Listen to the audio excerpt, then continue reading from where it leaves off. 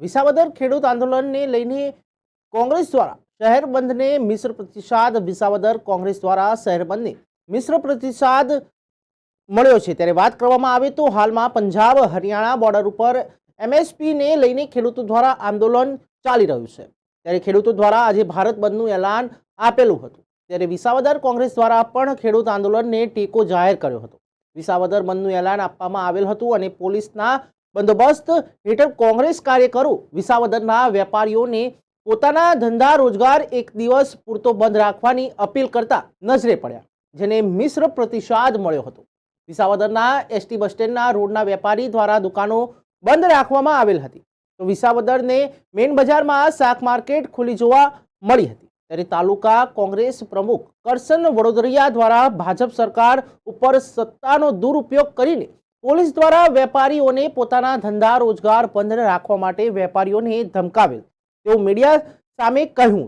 ત્યારે આ બંધના કાર્યક્રમમાં જિલ્લા કોંગ્રેસ પ્રમુખ ભરત અમીપરા, કોંગ્રેસ તાલુકા પ્રમુખ કરશન વડોદરિયા, લાલજી કોટડિયા, આનંદ પડિયા સહિતના કાર્યકરો જોડાયા હતા। ભારત બંધનું જ્યારે ખેડૂત સમાજે એલાન આપ્યું છે ત્યારે આપ જોઈ રહ્યા છો તે સમગ્ર ગુજરાતનો અને સમગ્ર દેશનો ખેડૂત આજે પાયમાલની સ્થિતિમાં છે।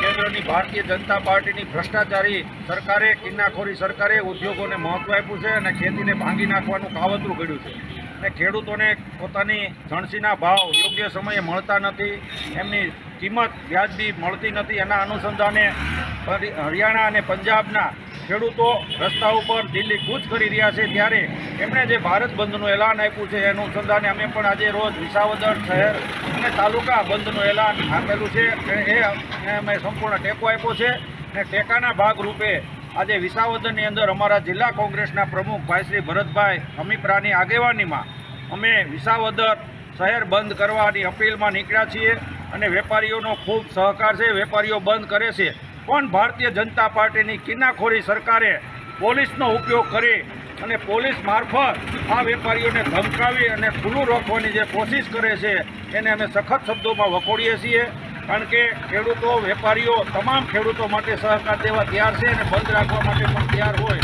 પણ અહીંની પોલીસ ભારતીય જનતા પાર્ટીની સરકારના ઇશારે વેપારીઓને ધાક ધમકી આપી અને આજે બંધ ન રાખે અને સ્વેચ્છાએ ખુલ્લું ન રાખે અને પરાણે ખોલાવી નાખે એવી જ્યારે હરકત કર્યું છે અને અમે સખત શબ્દોમાં વખોડી કાઢી। આજે વિસાવદર તાલુકાની અંદર અમે બંધ કરાવવા નીકળ્યા। અમને વેપારીઓએ, આગેવાનોએ બધાએ સારો સહકાર આપી અને બધાએ બંધમાં જોડાણા છે।